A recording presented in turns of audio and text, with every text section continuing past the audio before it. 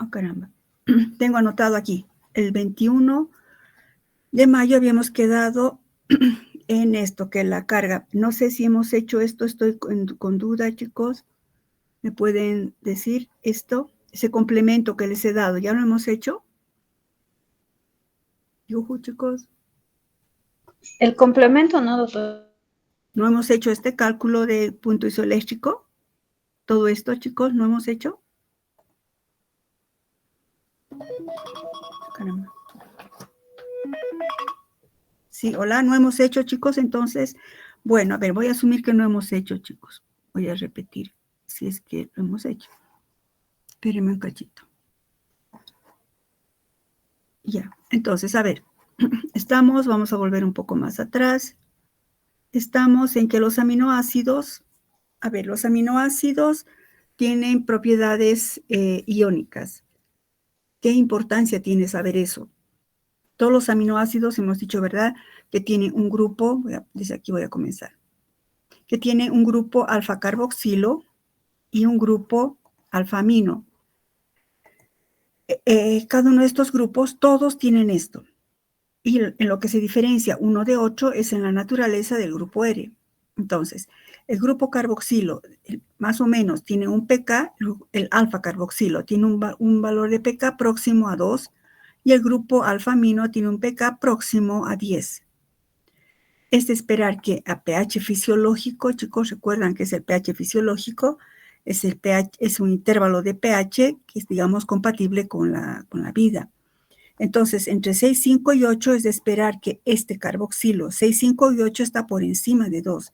Entonces, es de esperar que el grupo carboxilo esté como carboxilato y el grupo amino, dado que este pH es más ácido respecto a 10, pues esté cargado positivamente.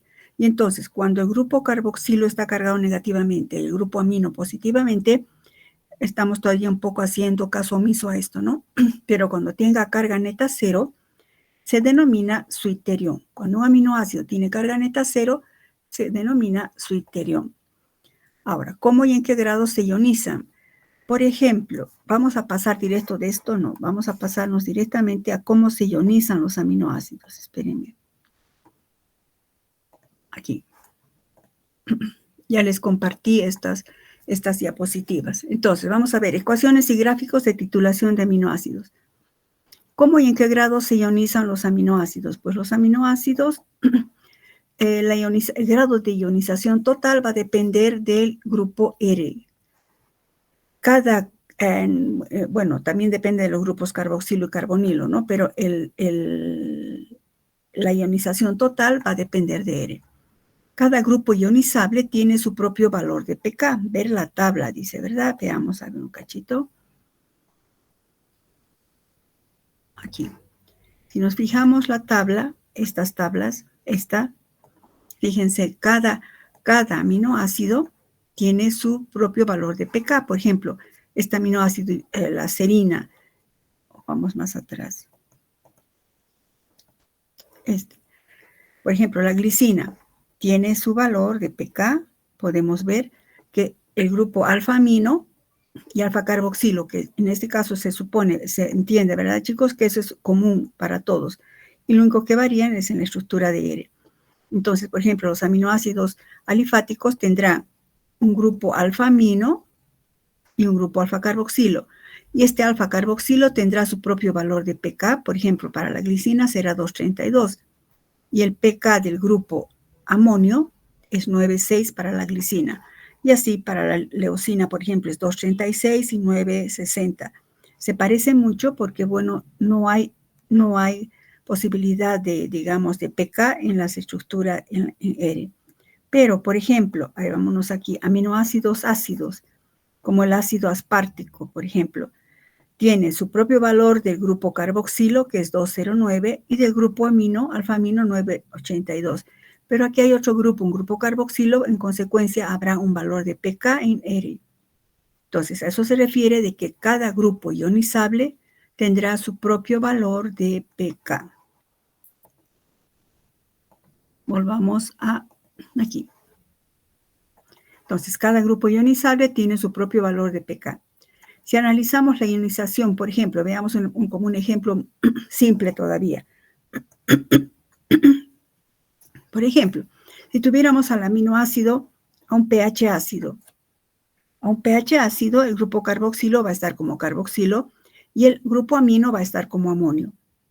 La carga neta de esta estructura aquí es +1. Si esta estructura le añadíamos, si esta molécula le añadimos hidróxido de sodio, es lógico pensar que este grupo carboxilo va a donar un protón, se va a transformar en grupo carboxilato. Entonces tendríamos la base conjugada de este grupo carboxilo como carboxilato. Y en este momento, nuevamente, esta estructura tiene una carga neta de 0. Estamos haciendo caso omiso todavía de R. Si recordamos que es el pK, recordando, chicos, el pK es un valor de pH en el cual un grupo ionizable se encuentra la mitad como ácido y la otra mitad como base conjugada. Una definición tanto matemática que ustedes deben saber es que el pK es el logaritmo negativo de la constante de acidez. Pero esto no es muy clara, esta definición, en sentido de que no es operacionable. Un dato más operacionable es este, que el pK es un valor de pH, subrayen eso. Pero no es cualquier valor de pH, sino un valor de pH en el que el grupo ionizable se encuentra la mitad como ácido y la otra mitad como base conjugada.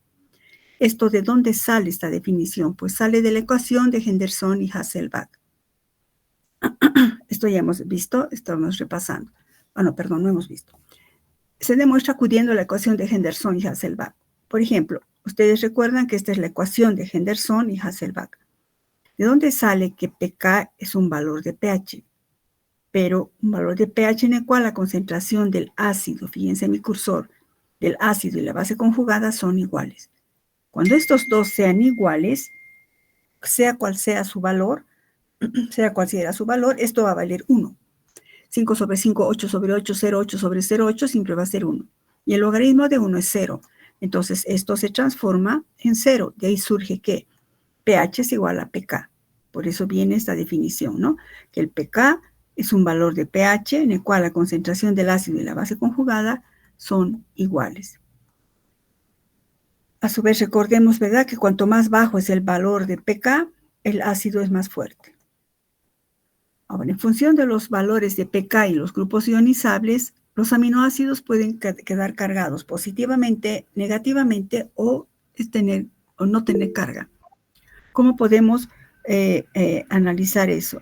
Alguien está queriendo entrar, creo. Sí, dime, Williams. Williams, has levantado la mano, ¿me puedes decir?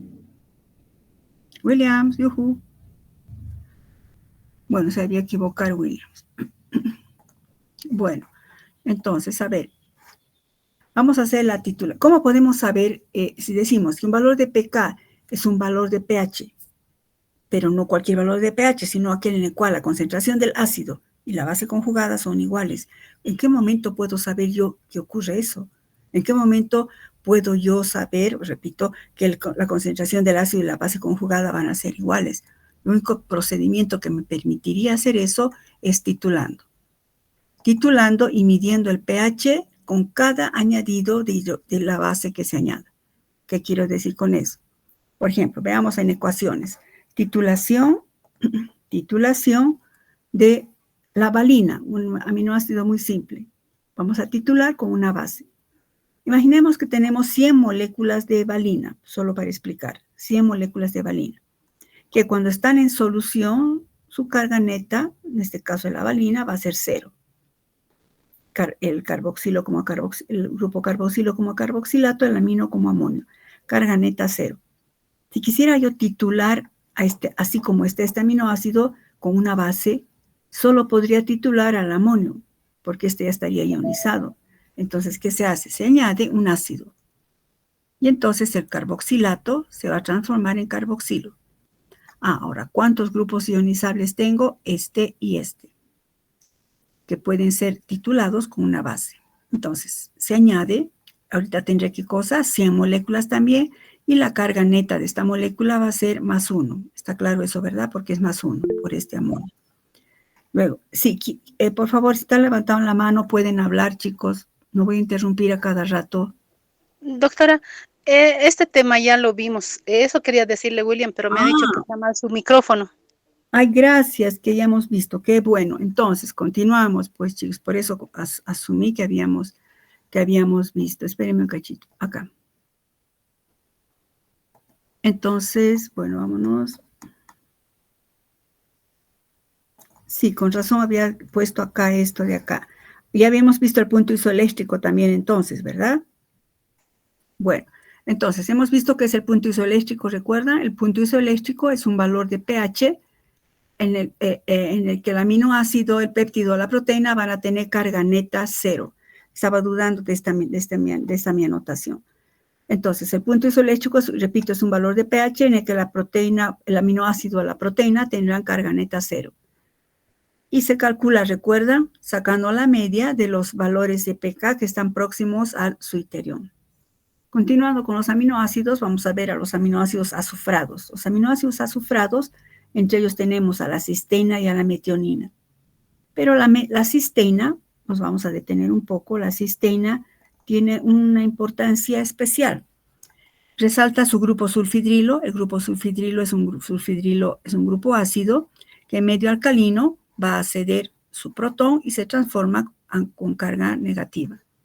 Y por ese motivo también hay la susceptibilidad de que pueda oxidarse.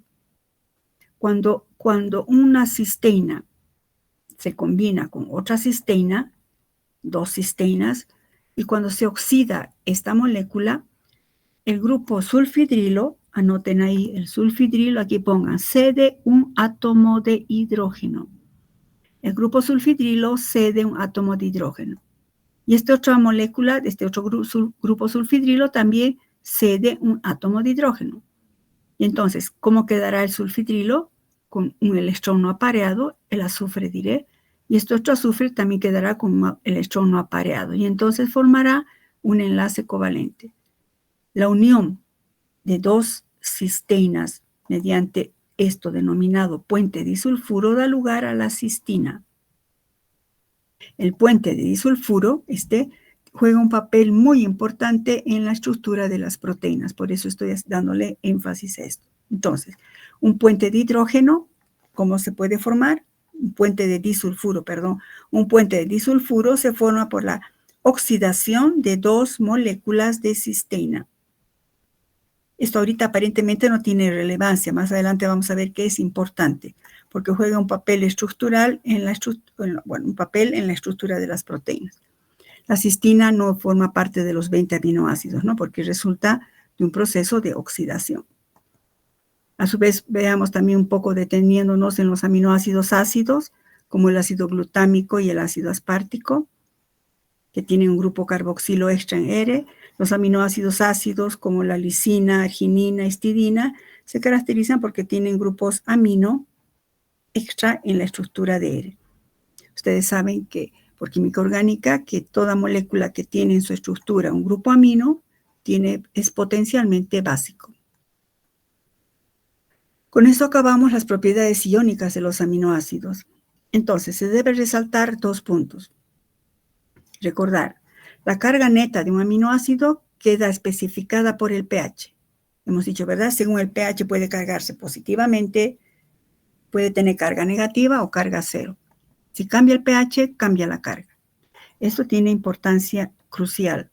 Si yo sé que a cierto pH se carga de una manera, puedo utilizar o aplicar eso, vamos a ver más adelante, para purificar o separar. Otra característica importante respecto a las propiedades iónicas de los aminoácidos es que no hay dos aminoácidos que tengan exactamente la misma tendencia de ionización. Por tanto, tampoco tienen pKs idénticos. Algo que también hay que resaltar es que el punto isoeléctrico se considera como una constante física de los aminoácidos. Hemos dicho, es un valor de pH en el cual los aminoácidos están cargados con carga, o sea, no tienen carga, quedan con carga cero. Con eso hemos acabado las propiedades iónicas de los aminoácidos. Pasemos a ver algunas reacciones químicas de los aminoácidos. primeramente, sería la formación del enlace peptídico. Cuando dos aminoácidos, por ejemplo, este es un aminoácido cualquiera, he puesto R aquí, ¿no? El carbono alfa, el grupo alfa carboxilo, el grupo alfa amino. Dos aminoácidos pueden reaccionar formando un dipéptido. ¿Cómo ocurre esto? Fíjense, el grupo amino, aquí tiene un par de electrones sin compartir, va a hacer un ataque nucleofílico al grupo carboxilo. Y se va a perder una molécula de agua y se va a formar un enlace, formará un dipéptido, en el que se ha formado un enlace tipo amida, y que aumente, enlace tipo amida, denominado enlace peptídico. Así como hemos visto en los carbohidratos, en la unión de dos monosacáridos se unían mediante un enlace oglicosídico, pues en los aminoácidos, la unión de dos aminoácidos, el enlace entre dos aminoácidos se llama enlace peptídico. Químicamente es una amida. Entonces, esa es una primera reacción que podemos ver en los aminoácidos. Otras reacciones que están aplicadas ahora en la detección en laboratorio e identificación de aminoácidos. Tenemos primero la reacción con la ninhidrina. La ninhidrina es un reactivo que ahorita vamos a ver su estructura, pero se utiliza para visualizar a los aminoácidos en métodos cromatográficos o en métodos electroforéticos que vamos a ver más adelante. Y permite también la ninhidrina cuantificar a los aminoácidos, puesto que cuando se combina la ninhidrina con los aminoácidos, absorbe muy bien a 540 nanómetros de longitud de onda. Y la reacción es muy sensible, en la sensibilidad del orden de los nanomoles, 10 a la menos 9 moles.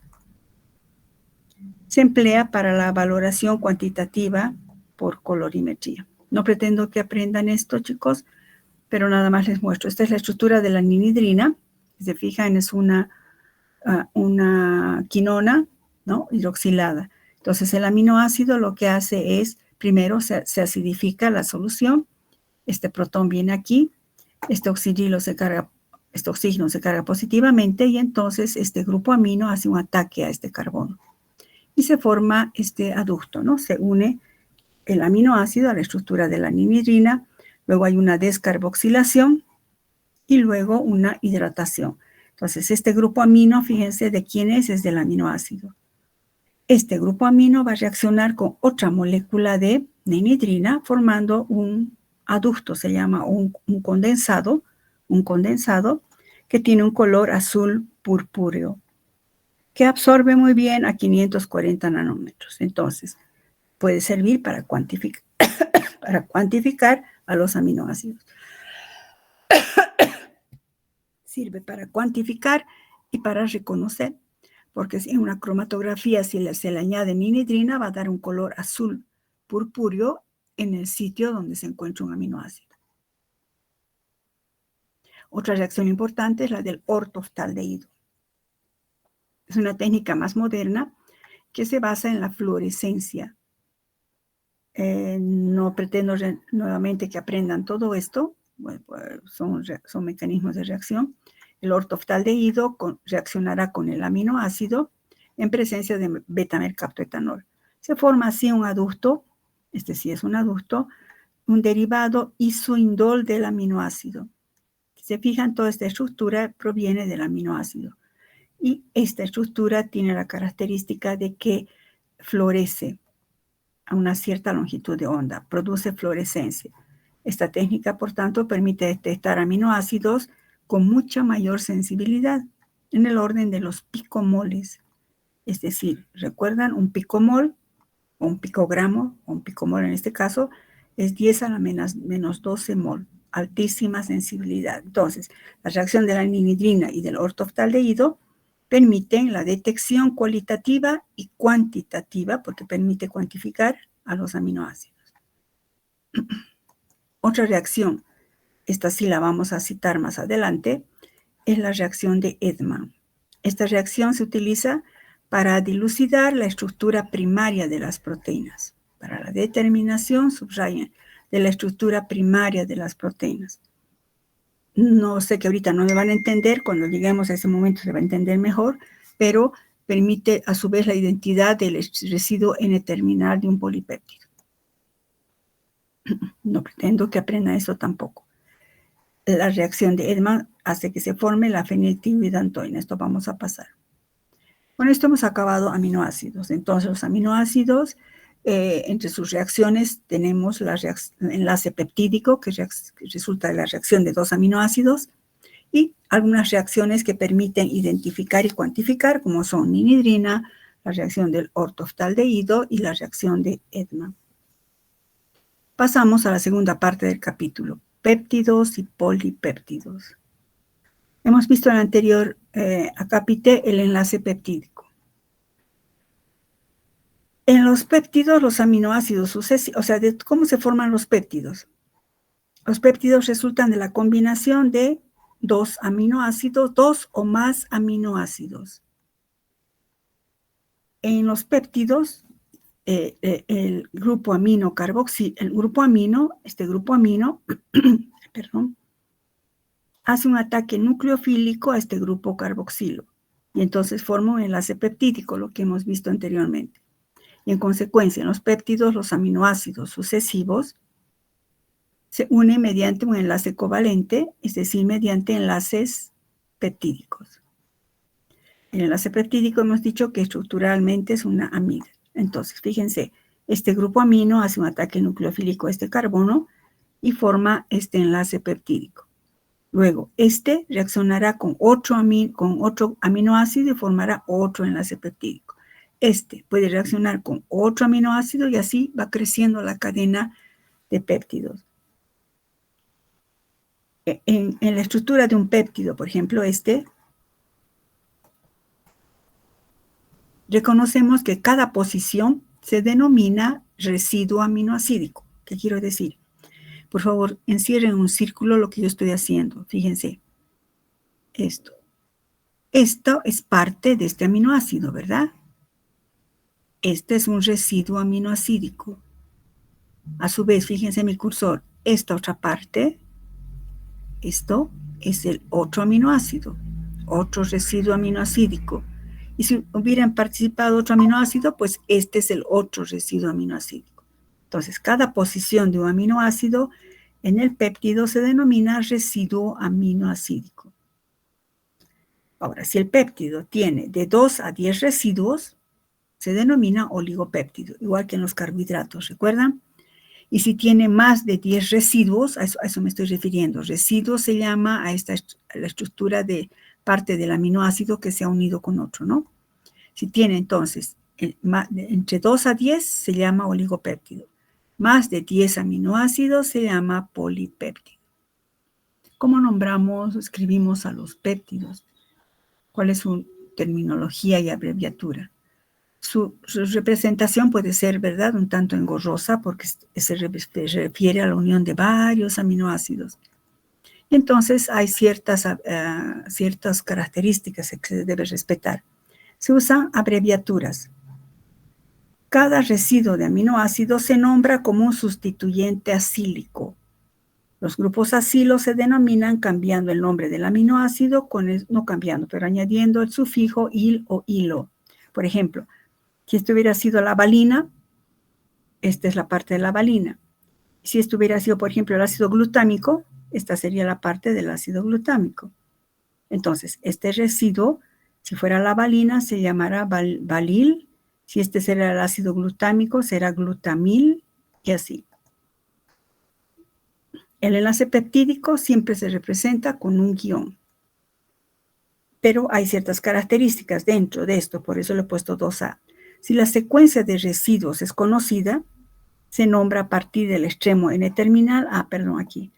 En un péptido, como tienen acá, se reconoce siempre un extremo N-terminal y otro extremo C o carboxilo terminal. Esto es importante, chicos. A ver, espérenme un cachito. Ya, entonces, los péptidos resultan de la combinación de varios aminoácidos. Y en esa secuencia de unión de aminoácidos siempre va a quedar un extremo, que sería este, y se llama extremo aminoterminal o N-terminal. Y en esa secuencia y unión de varios aminoácidos, al final va a quedar este grupo carboxilo. Y se llama grupo carboxilo extremo, no grupo, perdón, extremo. Carboxilo o C-terminal. Y por convención, cuando digo convención, es que se ponen de acuerdo los científicos de que siempre se va a escribir el extremo N-terminal a la izquierda y el extremo C-terminal a la derecha. Siempre en este orden. Entonces,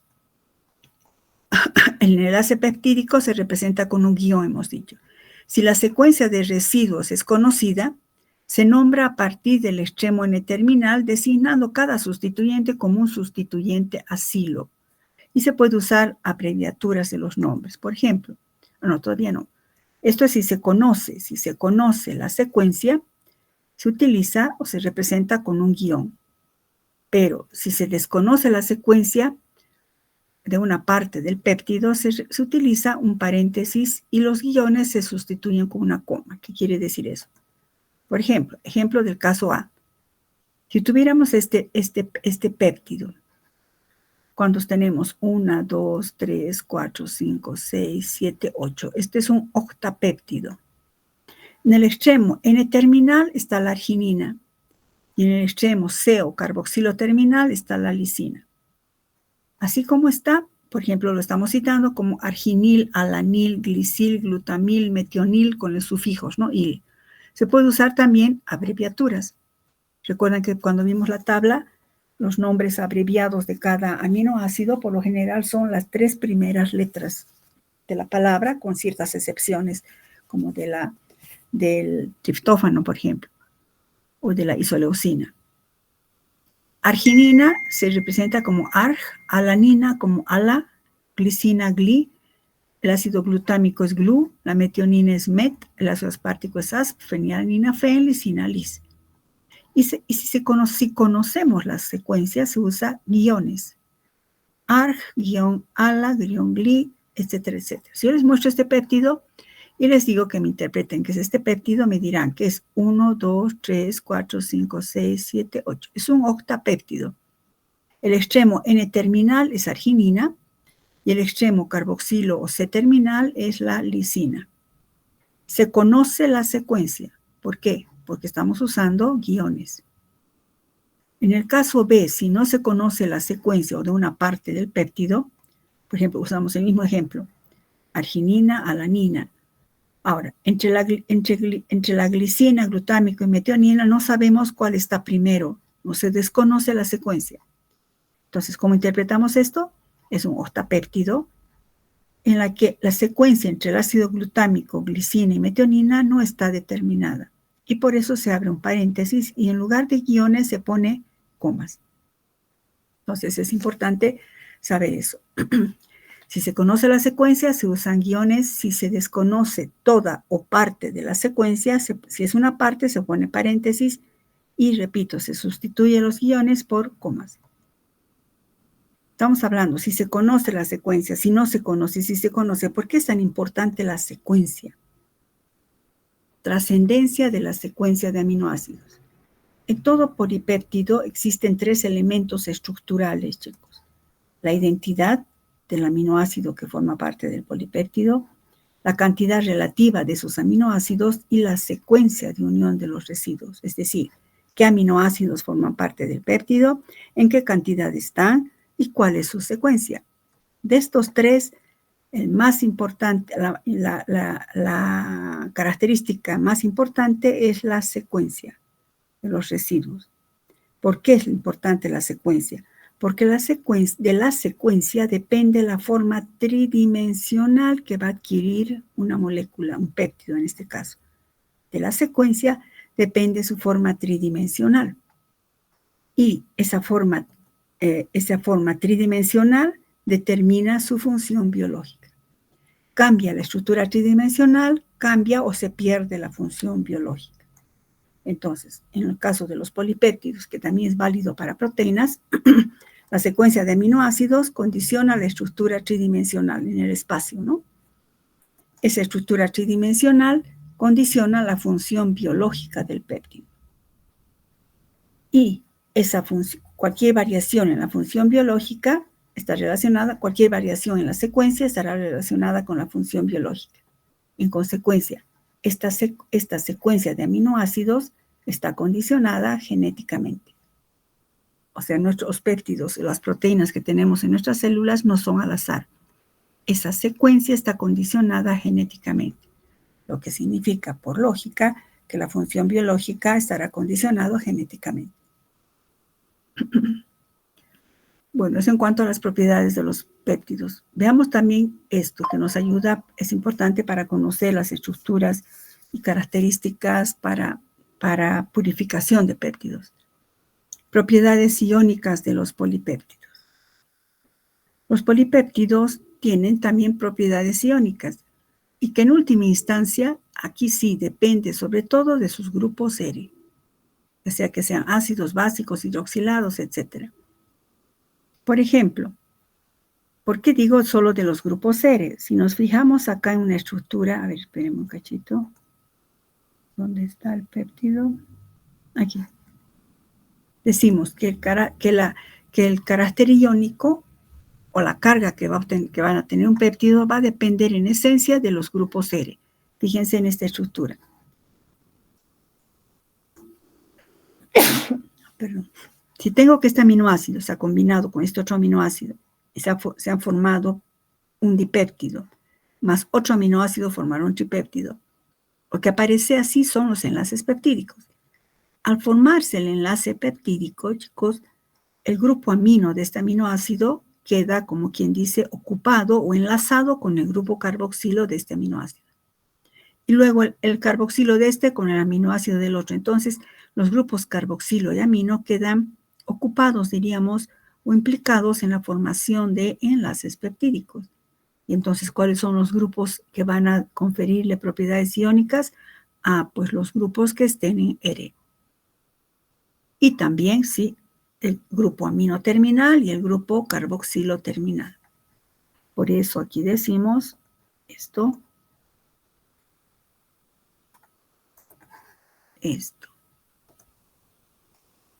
Que la carga, el carácter iónico global de un péptido va a depender en esencia o en primera instancia de los grupos R. Y también, claro, del grupo amino terminal y el carboxilo terminal. Entonces, por ejemplo, ¿cómo expresamos las propiedades iónicas de un polipéptido? Pondremos como ejemplo un pentapéptido.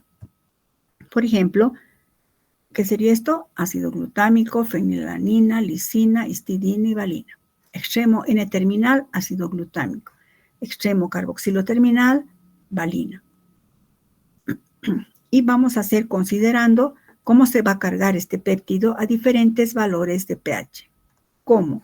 Ahora sí pasamos al complemento que les he dado. Este complemento. Les puse en el Classroom que debían entrar con estas diapositivas impresas, chicos. Complemento del capítulo 4. Entonces, decimos que las propiedades iónicas dependen en primera instancia de los grupos R. Veamos este pentapéptido y vamos a considerar cómo se carga este pentapéptido a diferentes valores de pH. ¿Cómo vamos a hacer?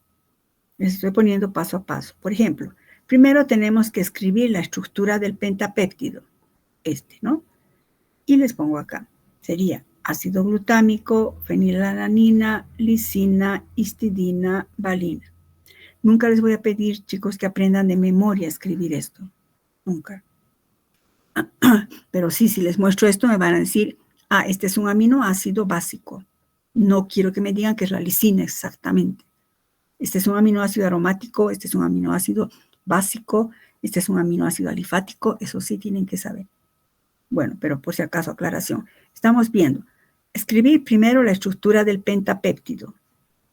Entonces, tengo la estructura del ácido glutámico, fenilalanina, lisina, histidina y valina. Si estas estructuras las estoy representando así, ahora las vamos a escribir así. Este es el ácido glutámico, ¿verdad? Esta es la fenilalanina, esta es la lisina, esta es la histidina y este es el aminoácido valina.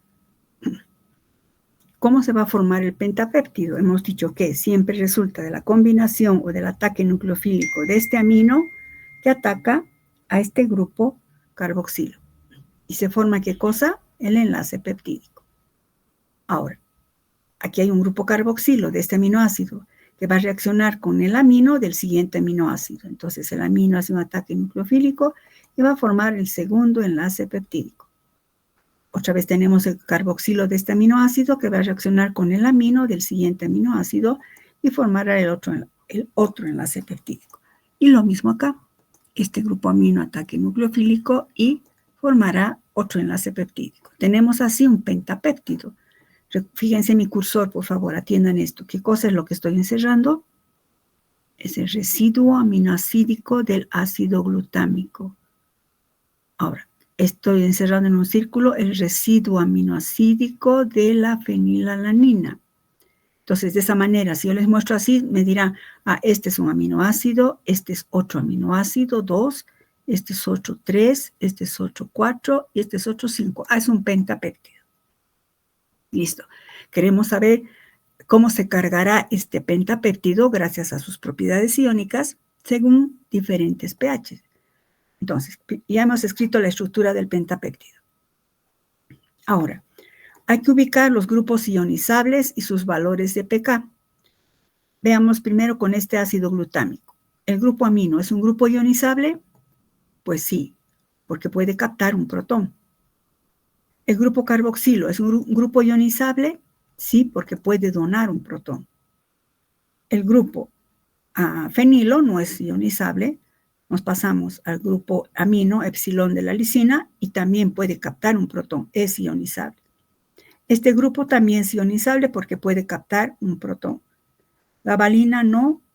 Pero aquí tenemos el grupo carboxilo, que también es ionizable.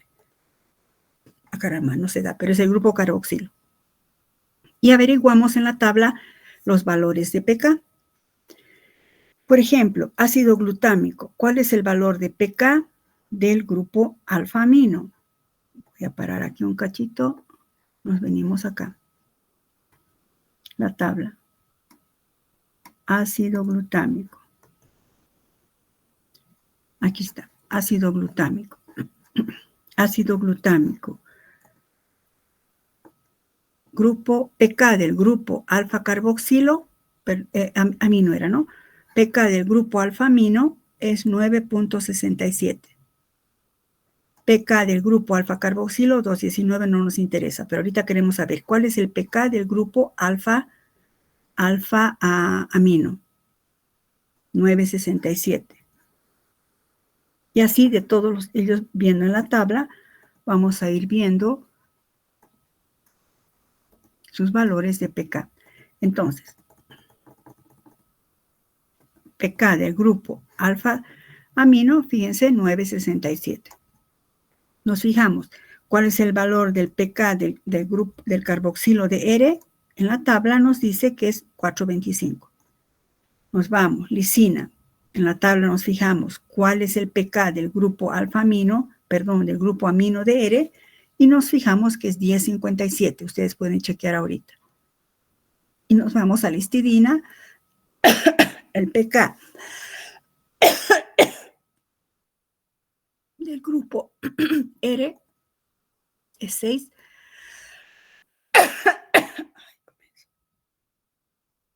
Y el pK del grupo carboxilo de la valina es 2.32. Listo, ya tenemos los valores de pK de cada uno de los grupos ionizables. Valores de pK, esto está en cierren, por favor, del grupo alfa-carboxilo de la valina es 2.32, si se fijan en la tabla. Ahora, indique qué carga tendrá cada residuo aminoácidico a cada uno de los pHs indicados. Por ejemplo, a pH 1. ¿Cómo se cargarán estos residuos? pH 1, muy ácido. pH 1. 1 es mucho más ácido que este pK. Entonces, este amino es de esperar que esté protonado. Y entonces adquirirá carga positiva. A pH 1, 1 es más ácido que 4,25, entonces este carboxilo va a estar como carboxilo, su carga 0.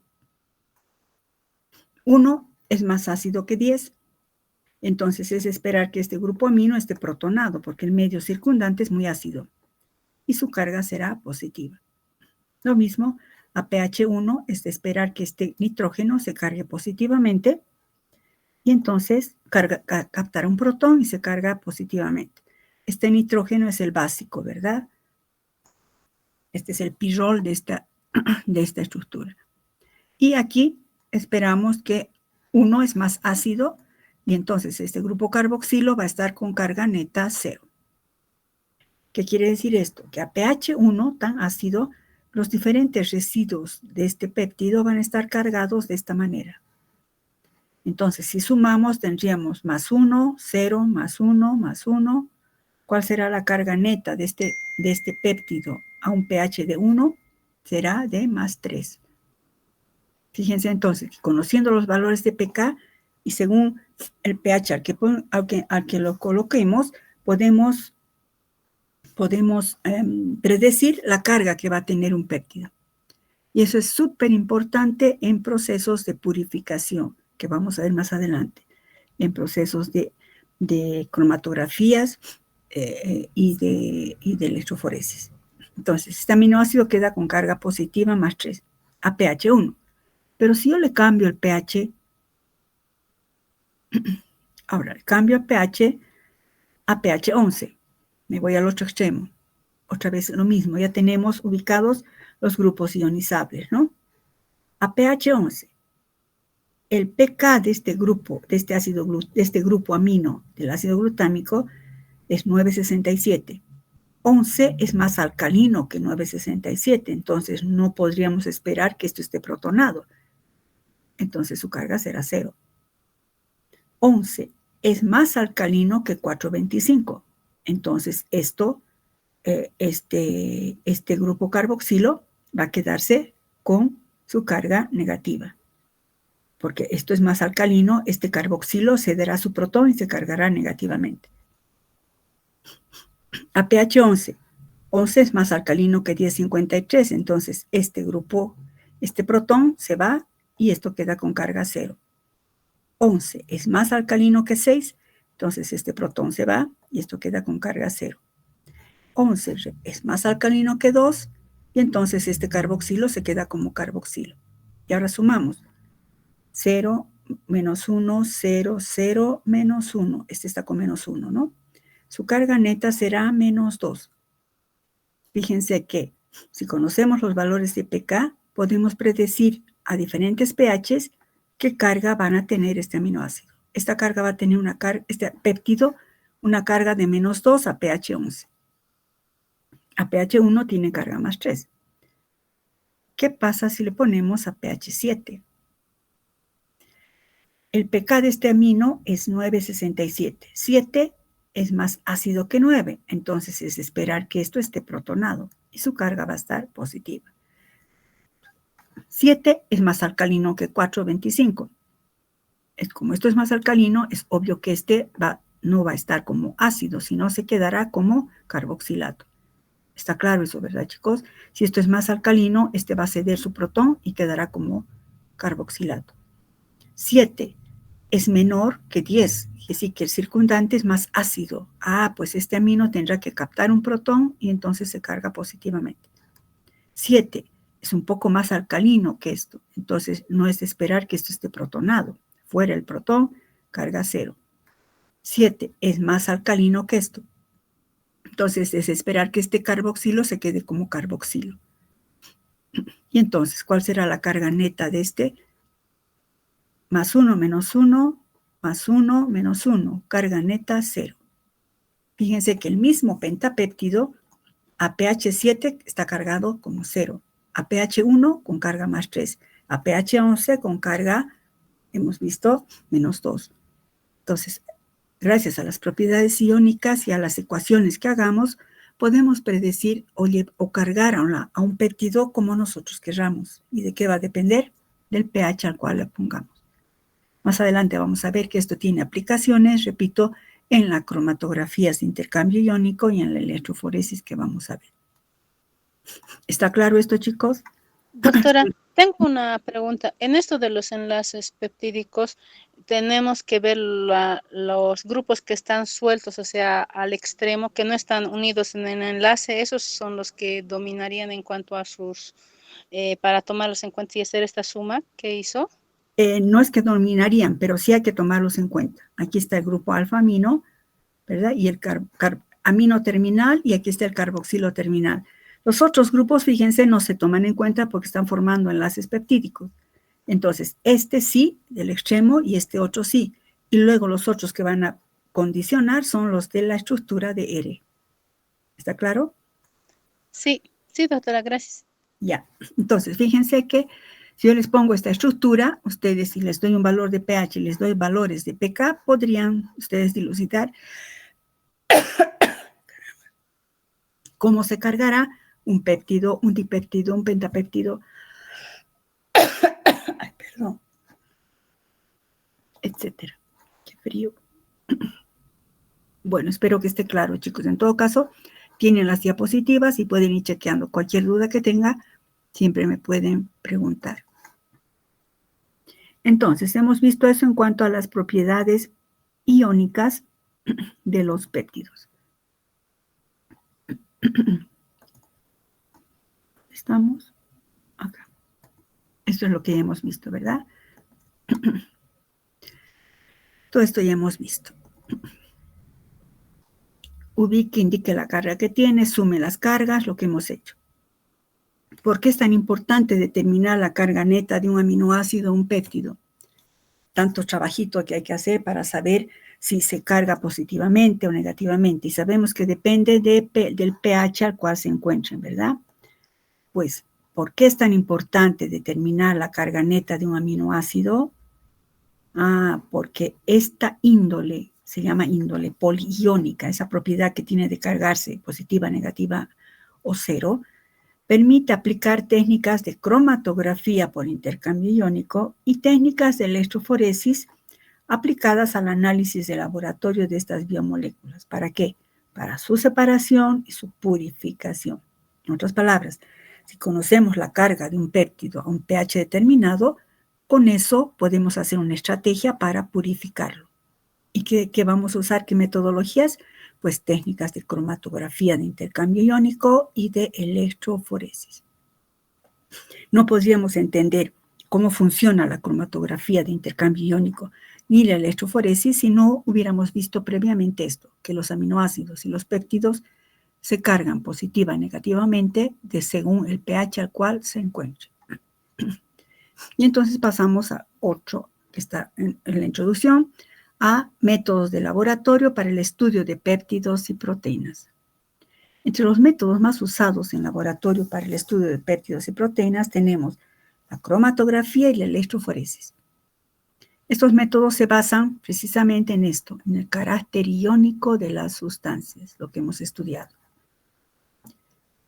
Estas técnicas en bioquímica de cromatografía y electroforesis se usan muy a menudo para lo siguiente: para aislar y separar aminoácidos y otras sustancias iónicas, para medir el peso molecular de los polímeros, para evaluar la pureza de los compuestos aislados.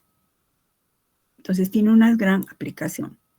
Empecemos con los métodos cromatográficos. ¿Qué es la cromatografía? En orgánica ustedes han llevado esto, lo han aplicado supongo algo en farmacognosia también, pero en esencia es tema de química orgánica. Recuerden, la cromatografía es un método físico-químico que se basa en la separación de los componentes de una mezcla. ¿Pero en qué se basa? Que los componentes de la mezcla van a migrar de manera diferencial y esa migración va a estar facilitada por una fase móvil. Y va a ser, los componentes migran o son transportados por una fase móvil y son retenidos selectivamente por una fase denominada fase estacionaria. El nombre de cromatografía viene del origen etimológico croma, color, grafía, escritura, porque inicialmente se describió la cromatografía con la clorofila, ¿no? Con colorantes de plantas. Existe una gran variedad de tipos de cromatografía, pero todos tienen o se basan en un procedimiento general. Y que dice el siguiente, copiado. Esto está entre cursivas, quiere decir que copiado igualito de la fuente bibliográfica.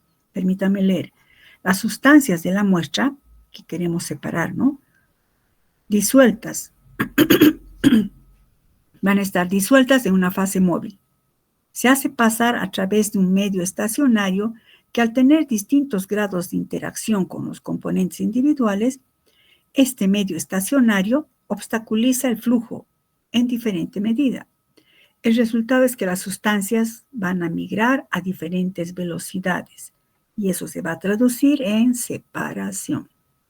Por ejemplo, si vemos una cromatografía de columna, la muestra la colocamos aquí arriba. Va a estar disuelto, por eso dice disuelta en una fase móvil. Y hacemos que migre la muestra hacia abajo. Esta sería la fase estacionaria. Y lo que va a ocurrir es una cromatografía descendente. A medida que van migrando los componentes de la mezcla, van a ir siendo retenidos de manera selectiva. Unos avanzarán más, otros serán más retenidos y estos estarán más retenidos.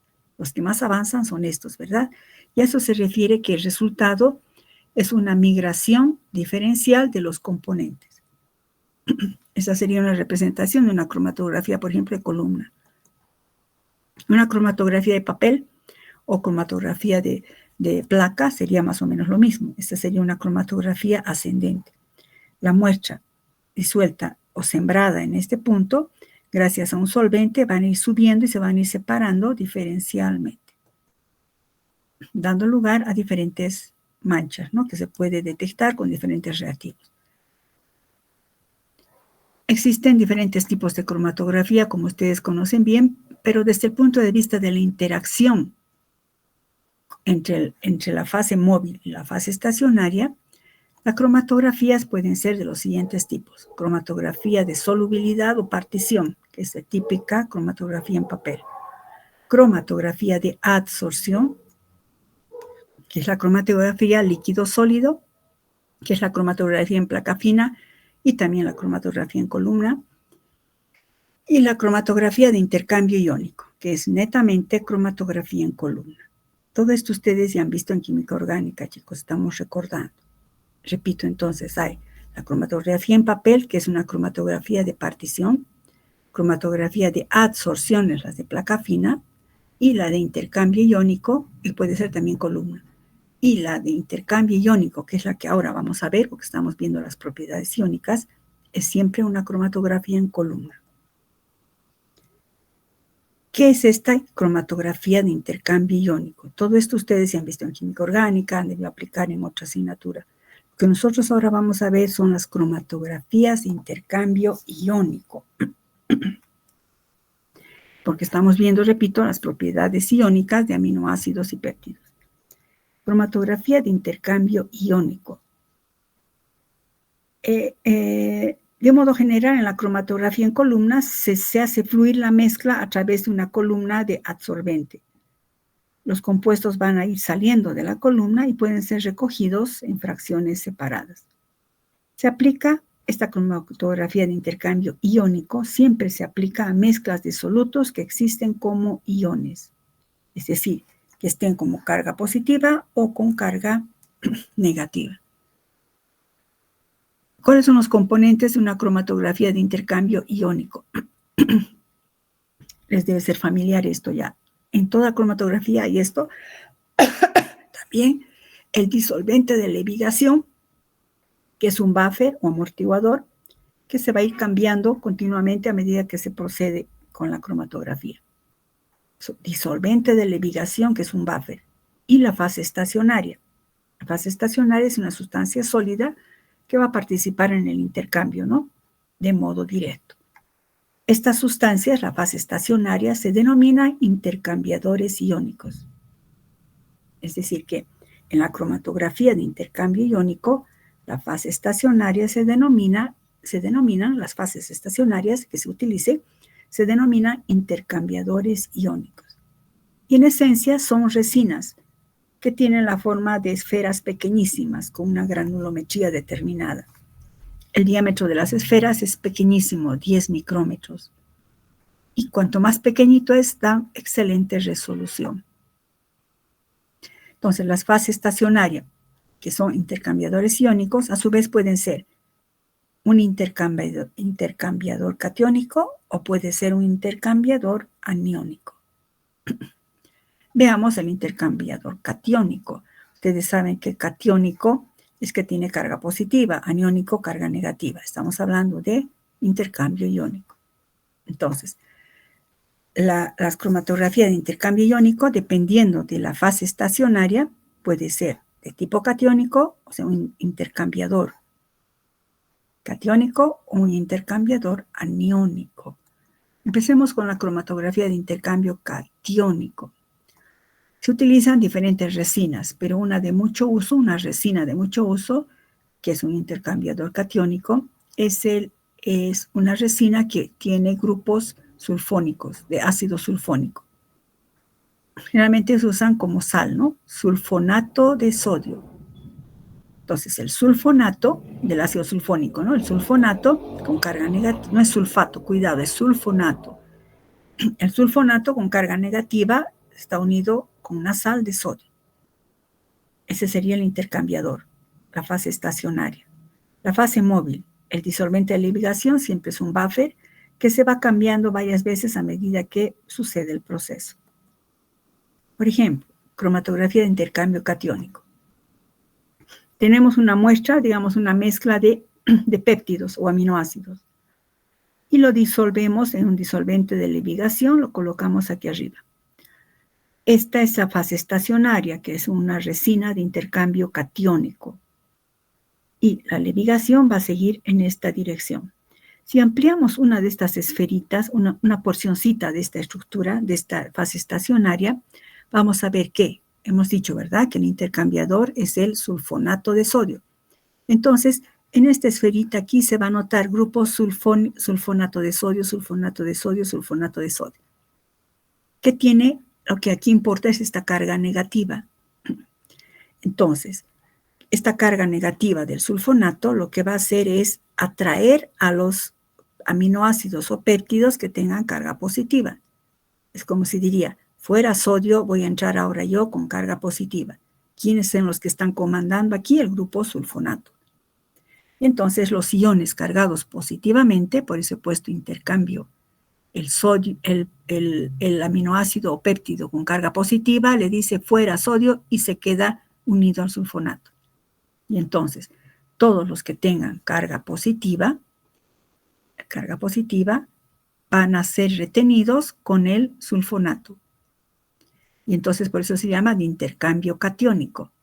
El catión sodio fuera, entra ahora este catión, que puede ser un aminoácido o péptido cargado positivamente.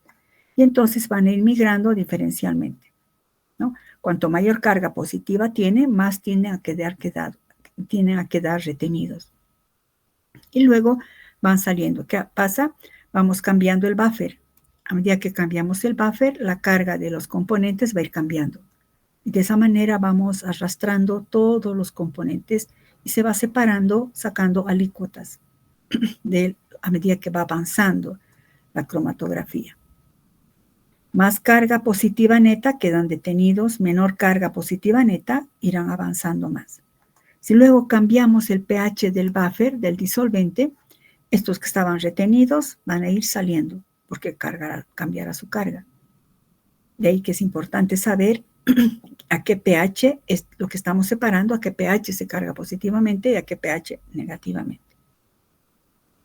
Resultado, el intercambio de un componente catiónico de la mezcla, que puede ser un aminoácido o un péptido, por el catión sodio de los sitios estacionarios.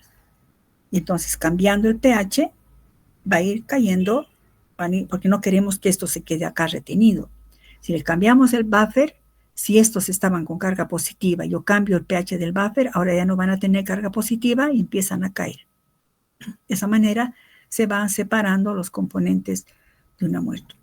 El grado en que se unen los solutos depende principalmente de la magnitud de la carga. A mayor carga, positiva, más quedarán retenidos. El otro tipo de cromatografía es el intercambio aniónico. Utiliza resinas de intercambio aniónico. Son estructuras también poliméricas que tienen grupos funcionales con carga positiva. Generalmente son grupos aminoetil sustituidos en forma de cloruros. Una resina muy usada es la DAE celulosa, que significa dietil aminoetil celulosa. Su estructura es esta. Fíjense, en realidad sería, ¿no?, cloruro, porque siempre están como sal, no puede estar solito, ¿no? Aquí tenemos una estructura con carga positiva, ¿recuerdan? Aquí estaba con carga negativa, el sulfonato. Entonces aquí ahora tendremos resinas que muestren carga positiva, que van a intercambiar aniones. Entonces, esta estructura, por ejemplo, de dietilaminoetil sería, fíjense, dietilaminoetil y está unido a un polímero de celulosa. Bueno, estas son resinas que se sintetizan para luego ser utilizadas en la cromatografía de intercambio aniónico. Y entonces, ¿cómo será? Estos tiene carga positiva, va a intercambiar aniones. Fuera cloruro, entrará otro. El cloruro se intercambia con componentes cargados negativamente de la muestra. Por ejemplo, cromatografía de intercambio aniónico. Tenemos el flujo del solvente a un pH determinado. Y veamos que como está cargado en lila, tenemos que sería este lila, serían este grupo, ¿no?, cargado positivamente.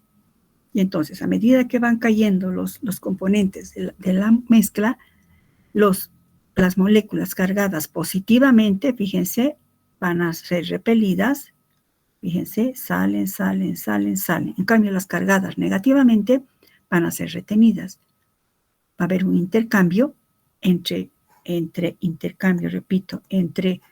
fuera cloruro entrará el componente cargado negativamente. Quedan retenidos en el interior de la granulometría.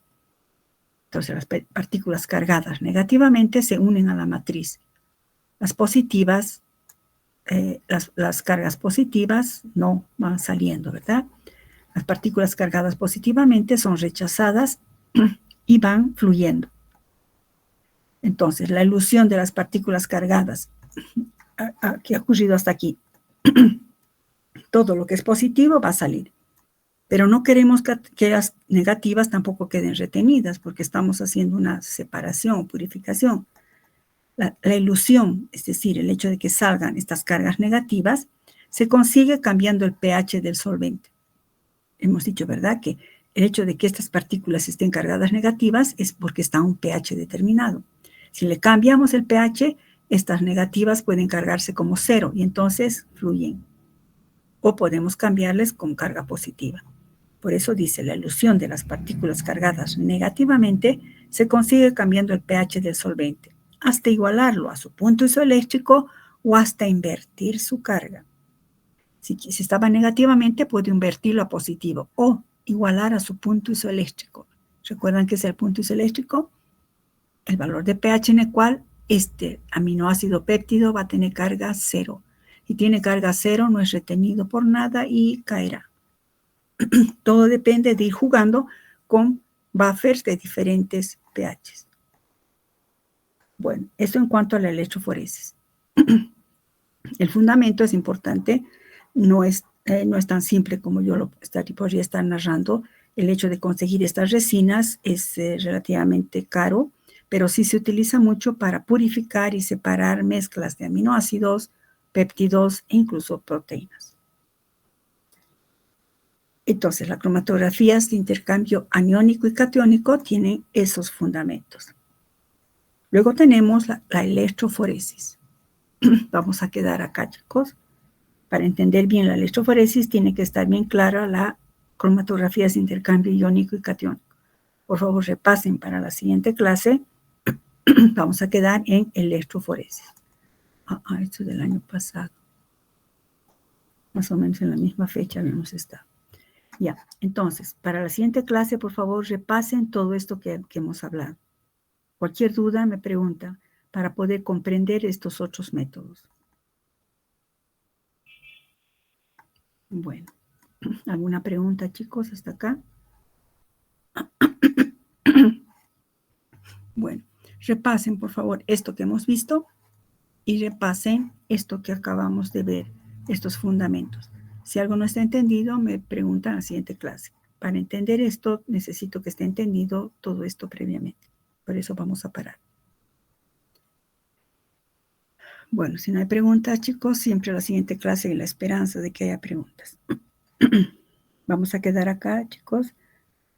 No olviden que este domingo me tienen que entregar los informes de sus prácticas, ¿no ve? La siguiente semana tenemos seminario. Y el sábado de la siguiente semana, el subsiguiente sábado, ¿no? Tenemos el examen. Bueno, si no hay más preguntas, no hay preguntas, quedamos ahí. Hasta luego, chicos. No se olviden repasar. Hasta luego, doctora.